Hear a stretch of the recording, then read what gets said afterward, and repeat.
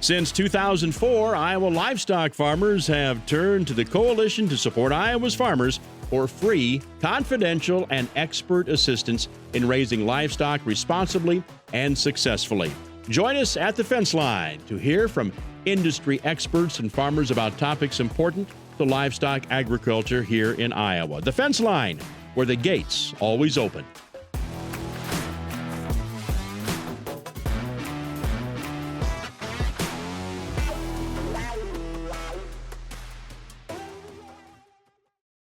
Welcome to The Fence Line, the podcast of the Coalition to Support Iowa's Farmers.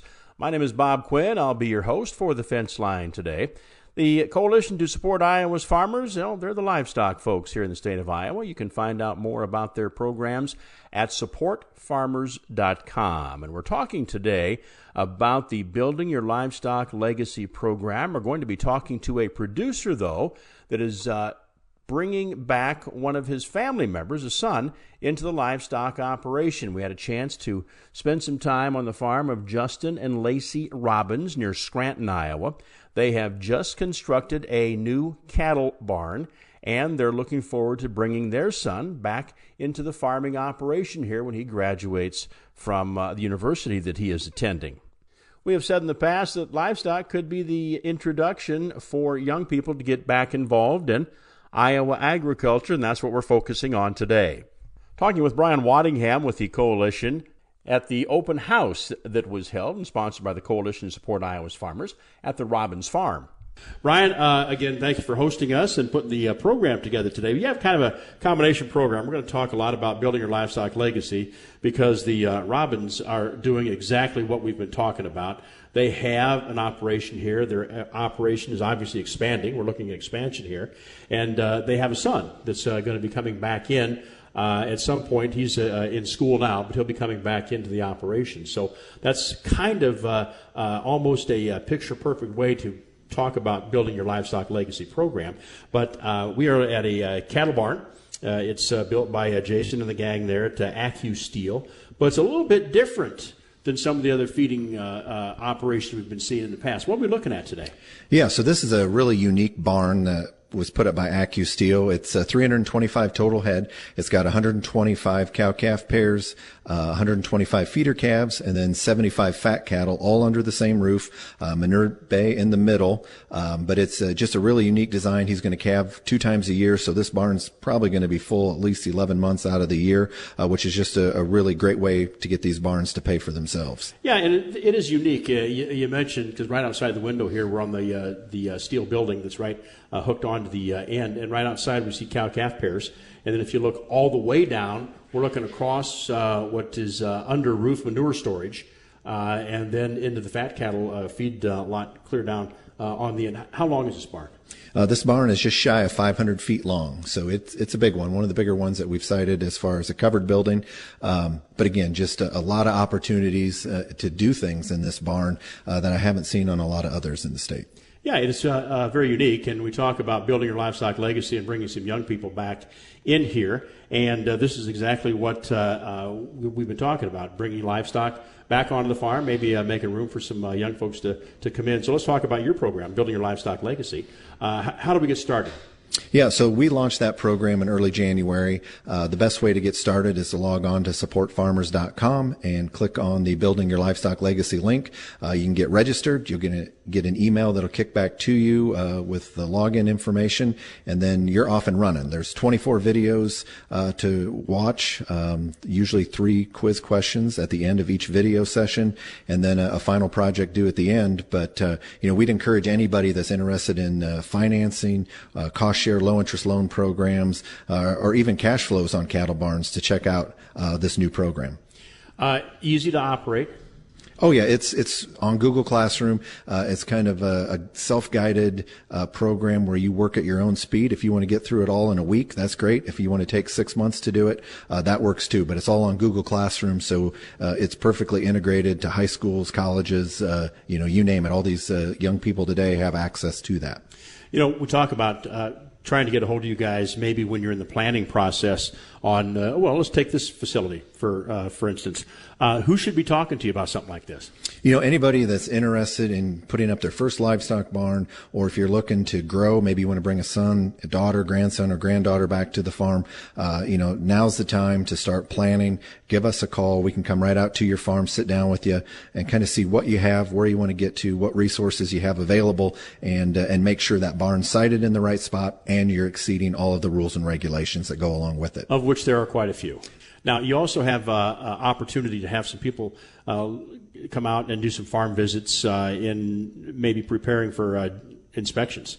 Yeah, we do a lot of pre-DNR inspection assessments, especially on open feedlots. So if you have any questions, if your farm would pass a DNR inspection, you can give us a call. Again, we are completely confidential and we don't charge for our services. We're here just to really see livestock continue to grow and livestock farmers continue to be successful and responsible stewards of the land. And you mentioned the way rules and regulations apply to different operations. Now, the facility we're looking at today, is this considered an open feedlot? Nope, this is considered a true confinement barn because there is no outside access that the cattle can have. But we are doing both a lot of confinements as well as those 10% barns that you referenced where you can allow outside access to the cattle and that'll make you an open feedlot and not a confinement, which is appealing to a lot of farmers today. Now, is there a reason other than it's a lot easier to handle manure off of concrete and dry? Is there a reason other than that manure is being stored under roof here? Since Justin worked with NRCS through the EQIP program, one of the parameters is you have under roof manure storage. So it will be under roof until until the field gets fit enough that he can haul it out to the field or stockpile it in the field. Brian Waddingham, Executive Director with the Coalition to Support Iowa's Farmers, setting the scene for this edition of the Fence Line. Again, you can find out about the Coalition's programs at their website, supportfarmers.com. Now let's get back to Scranton, Iowa, and visit a little bit with Justin Robbins. We are celebrating with the Coalition to Support Iowa's Farmers building Your Livestock Legacy program, available on the Coalition's website. And Justin and Lacie Robbins hosting us at their farm in north central Iowa. Justin, we're at one end of a brand new cattle feeding facility you put up here. And we're in the little steel, what we can call like the control room, right? Yeah. We're in the control room. And we are set up today on a spool that holds cable, you see, one of the wooden spools. And I was asking Megan Keeker earlier today, I said, is there a shop or barn in the state of Iowa that does not have a spool table in it? Because we have one in ours, I know, and Megan said, yeah, we got a few in ours as well. This one's going to be fancy. We're going to put wheels underneath this one so we can roll it around. That is standard furnishing on farms. Everybody knows what we're talking about now. We did talk about maybe even putting some of our old favorite cows' ear tags in it and putting some epoxy on it to kind of dress it up. Well, you're getting way classy. fancy. Right. Son of a gun. Well, we're talking about building your livestock legacy, and I believe I talked to you during the Iowa Cattlemen's annual meeting back in December. Yes. A little bit, and we were talking about building your livestock legacy, and you said, yeah, we're doing that on our home farm. We have a son who's going to come back into the operation. He's in college right now, but he wants to come back in the operation, so we're kind of preparing him for that direction. Very much so. This operation that we're on goes back a couple generations. So my dad actually lives across the river on the home Robbins farm, and the farm that we're on right here was actually a great family friend that we call family. And he came back to start farming his dad's ground in the 90s, and he doesn't have any family in Iowa or any children. And I started helping him when I was 13 years old. And my dad actually used to work for his dad, so I started helping him when I was 13 as just the neighbor kid. Didn't even know I was getting paid. I was just helping pick up rocks and throw some seed bags, and it just turned into a great relationship. And now we're in the process of buying this and looking at the next step and buying the next farm from him. And so this is my home farm. This is where I really started, and because it was about that time. So my dad gave me my first heifer when I was 8, and now we've built that operation up to a couple hundred head, and then Doug has been very, very great working with us and helping us along the way and being a great mentor and encouraging me to try new things and not be scared of failing, because it's what's the worst you're going to do, fall and have to get back up. So that's what we're doing, and we're really trying to make sure that the next step is for McKinley and his future family, and we don't want to stay in it too long. You know, we want to build this so that we can step back and get out of the way when it's time for him to thrive and flourish. And, you know, to be honest with you, Bob, there might be another building coming in the next couple of years, and seed some more ground down to pasture. You know, we talk about how livestock a lot of times is an entry level for young people to get back on the farm, and you're choosing cattle here. You have kind of a unique barn, though, that you've got set up. We do. We do a lot of AI, and we transfer quite a few embryos. We work with a ranch in Oregon and a ranch in Missouri. So we've been transferring embryos for, 25 years or longer. So we've been working at it. We've got a pretty good system down, and this was just a great way for us to be able to, I mean, let's be honest. I can feed a cow cheaper than I can put her on grass if I have to go buy the pasture. So that was the main decision for this, was it was time to really get everything dialed in tight, so that way we can continue to expand in the next few years. Well, you're also in, just by me looking out the window here, in pretty good crop country. Yeah. Now, where we have a farm in south central Iowa, that's good grazing ground. Yes. So I can understand that the value of what we're looking at. I can see probably 20 miles out there as flat as a pancake. Yeah, those windmills you see straight over there are actually straight north of Jefferson. So that's a little ways over there. So, and actually behind us, Bob, to the west, we've got about 400 acres of pasture ground right here along the river, and we rotate it right and we graze it correctly. We can run 125 cows on it pretty easy. Around here, every pasture you find is along a river or along a creek bed, and we need to be able to really utilize that better and leave some good vegetation. So we had to look at the next step and how we can actually manage things better. Now, you've got cow-calf pairs right outside the window here. Yes, sir. Inside. Did they calve in the barn here? When it was really cold and that cold snap, I took them over to the calving barn, because we can put about 30 cows in that calving barn, and it'll warm it up to about 40 degrees. I mean, it was negative, 27 degrees the one night. It was almost 40 degrees in that calving barn, just with cow heat, just with body heat. But the last 35, 40 head that have been born, they're just out here in this barn, and it is let them calve and do their thing, stay out of their way. And there's been some significant learning curves here, Bob. Don't take it wrong. I've stubbed my toe a little bit, but when it comes down to just letting the cow calve and get out of her way, this has been a phenomenal deal. And it's nice to be able to have, because this is 125 cow-calf pair, 125 feeder calves, and 75 fat cattle. We're going to continue our conversation with Justin Robbins, Building Your Livestock Legacy, kind of the overall theme of this edition of The Fence Line. A reminder that any of the programs that the Coalition to Support Iowa's Farmers works on throughout the year, you can find out more about those at their website, supportfarmers.com.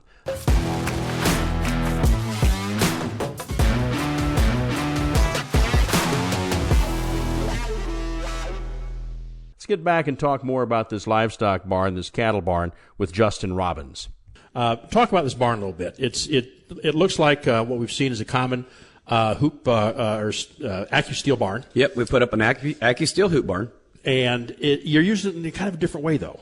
I did a lot of things different. I did all the pinning and gating myself. I've got everything broke down so that I can swing gates real easy to clean everything out. I didn't put anything permanent in the interior, just welded gates so everything can swing out of the way.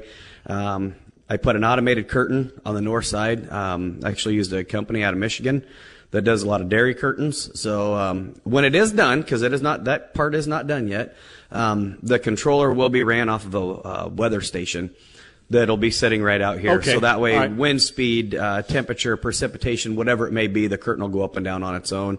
I can control it with my phone. So for bedding cattle, I can put that curtain down. I put headlocks in for the cows. like dairy headlocks, so that we can do whatever we need to do. A little vaccinating if you need to. If we need to. We do a lot of synchronization for AI and some ET work. So it just makes everything a lot more efficient. And as we all know, labor is getting harder to find out here. Anybody that really wants to show up regularly and on time, and in that world, when it comes to breeding, everything has to be timely. So we need to be able to be breeding cows while we're planting corn. So that's kind of why we did it. When I say it's a little bit different, it's a barn that it looks like it would hold 500 head of fat cattle. Yes, sir. And you've got it divided into an area for cow-calf pairs. Yep. On one side here. Mm-hmm. You got some fat cattle cleared out at the end. Yep. And you've got manure storage in there as well. Yeah. So it's set up here for 125 head of cow-calf. Actually, it's about 130, but we don't plan to do much more than 125 cow-calf pairs. And that's penned off. We got 4 different pens for that.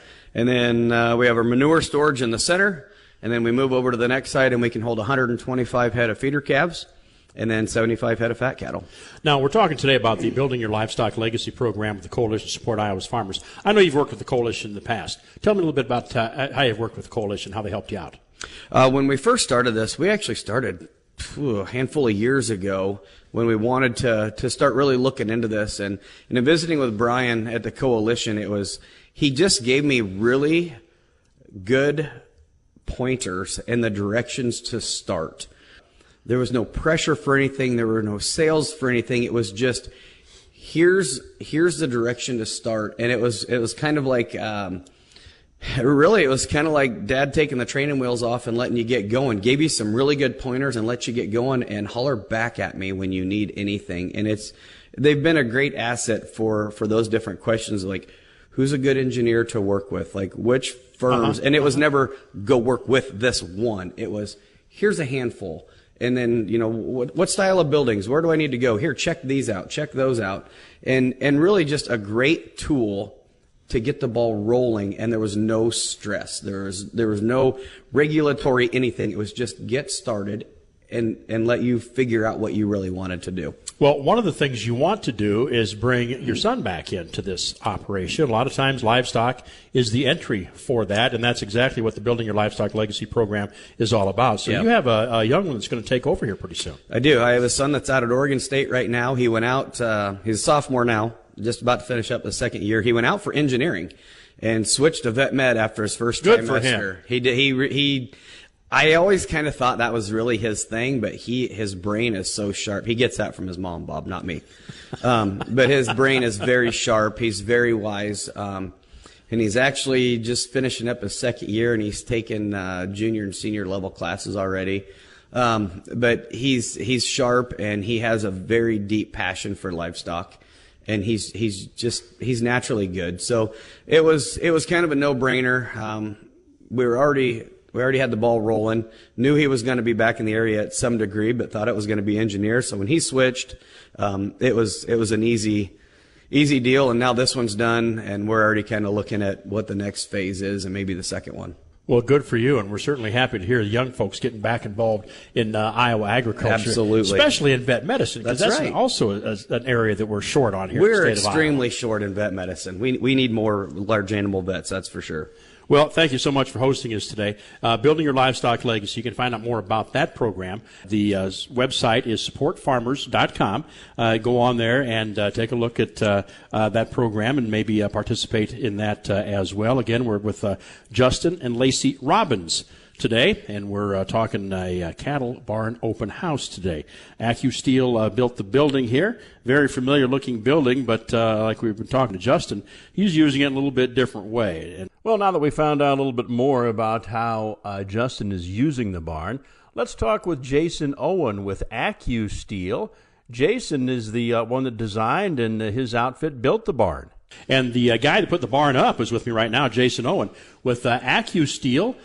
Jason, kind of a common barn that I've seen you guys build in the past. Yep, it's a very similar construction to what we've done in the past, but there's also a few unique parts in it that we've put in for Justin and Lacie. Yeah, and talk about that, because first thing I noticed is you've got headlocks on the side here. You know, that's something that we're starting to have a lot more producers that are in the cow-calf side of things. They're starting to put the headlocks on. It's an interesting concept. Instead of pushing those cows through your chute and by you actually start working the cows where they're at and where they're most natural. And that's really been kind of a game changer for the producers that have put those in. And there is not a feed bunk then. You're feeding on the ground right outside those headlocks. Yep, there's basically a feed curb, and then there's an apron that the tractor utilizes, and then you can also dump that feed and keep that fresh up in front of those cows. And then what's nice about it is, now there's a few drawbacks. One of them is that you're going to have to push that feed up maybe a couple times a day, depending on the ration and if there's any sorting. But when you go to clean that bunk up, you can push that feed that's maybe been sorted by the gestating or by the wet cows. You can go down and feed them to the development heifers. You can really utilize that feed a little bit differently than you might have in a bunk situation. A little bit ago, we saw the guys running a skid steer, and they had the rotating tractor tire on the front of it. Basically, you run that down to the ground, and it rotates, and it just pushes that feed back up against that wall then. Right up against that wall, and that keeps that feed fresh, and it also kind of stimulates those cows to come up and eat, and it's just it's a concept that, as we start to do the cow-calf more under roof here in Iowa, you're going to start to see some of those practices that we can pick up from the dairy industry. Not everything applies, but this is one of those areas where there's some efficiencies to be gained by looking at some of our contemporaries in the dairy industry. Well, and I know that we're calling it multi-use. It's all cattle. Yep. But you've got some feedlot cattle down at one end as well, and you've got two different rations being fed. Yep. At that, and it seems like ease of operation. That's pretty slick here. It's a building that really does a lot of things. There's a manure storage built into the barn, so that's a big factor in how well you can design that into your buildings. And I think we do that very well at Accu-Steel and Hedgewood Equipment to be very efficient with the building use. And this is kind of that. Not necessarily multi-species building, but it's a building that does a lot of things for the producer. Start to finish, from ground break to putting cattle in it, what's your time frame? That kind of depends on the weather always a lot, but we're a little bit different company. We have a lot of buildings in stock, so we can build. We've got a lot of these components that went into Justin's building down here. We have a lot of that in stock, so we can react pretty quickly. Once you get your dirt work done, we can start putting in beams and kind of be the first part of that, and then you can finish the rest of the concrete and do what you want on in the inside of the building. Kind of, wouldn't call it weather tight with our cattle barns, but you can definitely be working out of the sun, working out of the rain, and it gives you a flexibility that you don't normally have on a typical building construction. Now, when I say it looks like an Accu-Steel building, a lot of people who've seen your buildings know what I'm talking about. Yep. Shape and the way it's built. For those that maybe haven't seen that, called an Accu-Steel building, you have a building on the fairgrounds. We do, yep. We've got a couple buildings on the fairgrounds. We actually get the opportunity to work with Van Wall for their display building at the fairgrounds, and then probably the one a lot of people would recognize for us is the Iowa Craft Beer Tent. And that's a kind of a permanent structure that, I mean, if you go out there now, it's up all the time. Yep. It's there. So, and that's a cattle feeding building. Well, that's what we like to tell people. That's that same building that we have basically here at Justin's is the same design, the same eaves, the same foundation. It's essentially a cattle feeding building that we happen to drink a little bit of beer in during the state fair. Now, this normally would have 500 head of cattle in it. Of fat cattle, Fat cattle. 500 to 600 head you could comfortably feed in here, yep. So tell me, how big do you make your buildings? Well, I mean, we really build the buildings for the customer. Okay. I mean, so just like this building that's got 3 different areas, we've got the cow-calf, we've got the feeder-calf development, we've maybe got a bullpen in here, and then we've got the fat cattle on the end. We can do the same kind of thing, so we can build the buildings kind of as wide or as long as you want to, with the idea of airflow and how you're going to use the building and that manure handling. And so there's some other factors that go into it. How can we get a hold of you guys at Accu-Steel and find out more and maybe take a look at some of the things you've built? Yeah, you bet. Probably the best way to get a hold of us is you can go to our website, which is www.accu-steel.com, and there'll be a good picture page and some information about our cattle barns. And then there's also a link to all of our dealer pages there, and Kelly Daniels with Hedgewood Equipment would be listed there also. He was the dealer on this project. Accu-Steel.com is where you find Jason and the gang there. Jason Owen with Accu-Steel again visiting with us. We're going to wrap up this edition of The Fence Line talking a little bit more about the Building Your Livestock Legacy program. Talking now with the Coalition's Megan Keeker. Megan's with the Coalition to Support Iowa's Farmers, and a lot of things the Coalition does is around the education side. and it's for the livestock industry. And I know you guys have been working on the Building Your Livestock Legacy program. Tell me about that program, how it operates, and how you can get involved with it. Yeah, so the Building Your Livestock Legacy program, we launched it in January, but it is an online mentorship program meant for anyone of all ages, but most commonly we've seen that young people are getting involved in it. So whether they're high school, college students, or freshly out, you can go to our website, just kind of fill out some information, your email address, and then it automatically will send you into the program. It's at your own pace, so if you want to take 6 months to a year to do it, more power to you. Otherwise, you can sit down and you can have it done in like 4 hours. There's a couple different modules, anywhere from tax credit programs, financing options, how to build a balance sheet, and then it goes into more of that kind of strategic planning. So what is your farm business management plan? What is your goals? Is kind of what you're going to come out of this. You can take it to a lender, so whether that's Farm Credit or your local bank. And these certificates in this program will be showing that you put in the work and you're willing to learn and go out there and try to figure out how to finance for your operation. And then a different kind of side to that is at the end of it, looking more at that if you don't have a family farm to go back to, is there different people throughout the state that don't have kids that they can turn the farm to? So kind of putting together a database, so if you don't have a family farm, we can put you in contact with a producer who is wanting to hand down that farm versus sell completely out. So Building Your Livestock Legacy then can be for young people who want to start a legacy, or for people who are in that may be thinking about getting out of active role in agriculture, continuing their livestock legacy in their operation. Yeah, it's really meant for anyone. And right now it's really just geared towards that financing side of the operation and how to just better the operation or start an operation. Now, when you mentioned that it's an online program. Yep. Okay.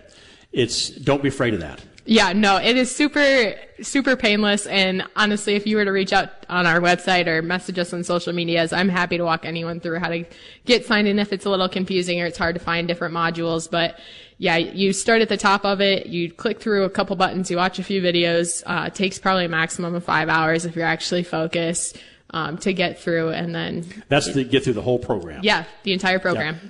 And I know you've been working with people who are for instance, in the banking industry, or who might be able to give you some insight on any grant programs or loan programs here in the state. So it's not like classroom stuff. I mean, it's practical stuff. Yeah, it's very practical, and that was a goal that we had with it, is wanting to make it as tangible and practical as you can have it. So we have anywhere from, Mike Nag has maybe like a 2-minute video on there just talking about Iowa agriculture, and then, you know, the different financing options that are available, the different understanding financing. That's a big part of it as well. We have, I want to say it's like 10 Corps a part of it, and that talks about more of the cattle industry. We try to make it as tangible as possible and get the most out of it. Building barns with those folks, and of course we work with the Accu-Steel guys, one of your supporters, and that's who happened to put this barn up today. Yeah. So and that's the kind of the cool part about that program is you're not just in a classroom situation, but you're actually hearing from people who are in the business. And I talked to one of the lenders who's on there as well. He said, if you go through this program and come in with a business plan put together for yourself, it doesn't have to be all correct. He says, just by going through that process, you're way ahead of the game, and it really helps us out. It shows that level of commitment and that interest and desire to actually put in the work and go for it. And sometimes that's all a lender needs to know, that you're going to be a reliable person. That is Megan Keeker with the Coalition to Support Iowa's Farmers. We've been talking about the Building Your Livestock Legacy program during the Fence Line podcast today at the Justin and Lacie Robbins farm, and heard from the builder of the barn as well. As a reminder, you can find out about the programs that the Coalition works on at their website, supportfarmers.com. You've been listening to The Fence Line. The Fence Line is a podcast of the Coalition to Support Iowa's Farmers. My name is Bob Quinn, and I'll be talking to you next time along The Fence Line.